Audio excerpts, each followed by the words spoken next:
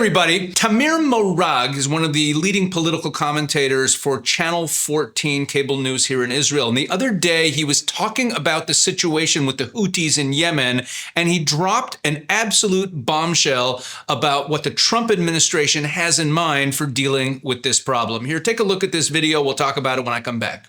על רקע התמשכות הירי מתימן, נושאת המטוסים טרומן וקבוצת הקרב שמלווה אותה הגיעו לים האדום, שם הן צפויות לקחת חלק במערכה נגד החות'ים. הממשל הנוכחי משתמש מאוד בצמצום בכוח הצבאי שלו, אנחנו יודעים את זה, למרות שבמהלך סוף השבוע ראינו כמה תקיפות של האמריקנים והבריטים, וגם הצלחה לחות'ים שמפילים מטוס לא מאויש אמריקני מסוג MQ-9 ריפר.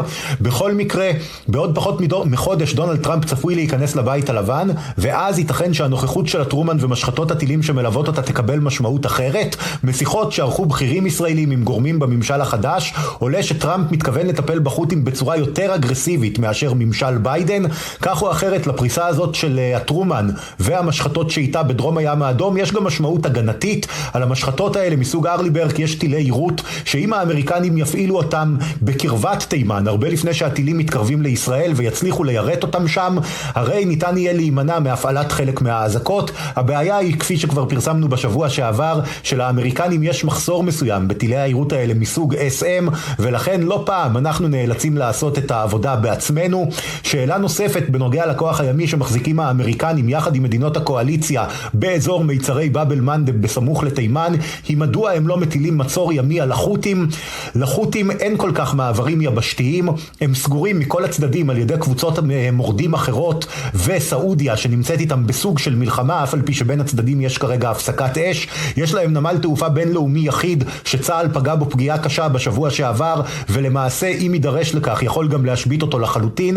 לכן השער הכמעט יחידי שלהם הוא דרך הים, ולא ברור לגמרי למה האמריקנים שיש להם צי גדול מאוד שכבר נמצא באזור לא מטילים מצור על החות'ים, כפי שהחות'ים מנסים להטיל מצור על מיצרי באב אל-מנדב.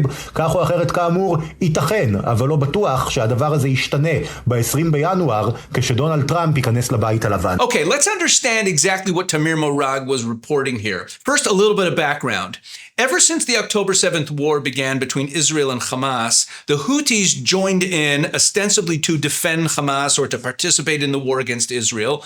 And besides launching ballistic missiles at Israel, which they're still doing on an almost daily basis, they began disrupting international trade. Area controlled by the Houthis in Yemen sits right at the opening of the Bab el-Mandeb Strait, which is the international shipping lane that leads into the Red Sea. That shipping continues up to the Suez Canal and makes its way into the Mediterranean, heading up towards Europe. So this is a major shipping lane that European shipping relies on.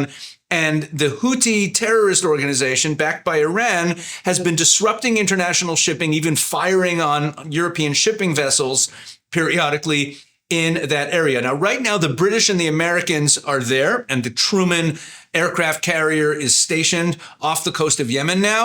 And the Americans and the British have been periodically shelling the Houthis, but not all that aggressively. The Israelis have been carrying out strikes here and there against the Houthis to get them to stop firing ballistic missiles at Israel.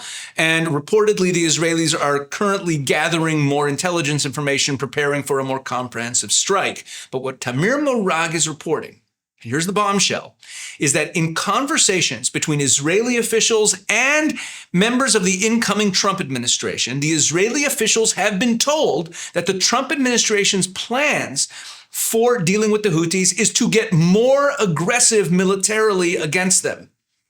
And this is really interesting. I mean, that means that we could see a serious escalation by the Americans against the Houthis after January 20th. I'm not sure what the right American foreign policy should be here. There is a clause in the Constitution, Article 1, Section 8, Clause 10, which grants power to Congress, and some people interpreted it as even calls upon the United States to punish, quote, piracies and felonies committed on the high seas and offenses against the law of nations. So again, this is often understood to mean that the United States has a constitutional responsibility to defend the seas of the international trade routes on the seas. Other people would argue that this isn't an obligation and that this isn't really even a primary American interest, because most of the shipping that goes up through the Bab el-Mandeb Strait is really European shipping, and maybe the European country should get more involved. There's also the issue of the Saudis and the Yemeni government that want to get rid of the Houthis. Maybe they should get more involved.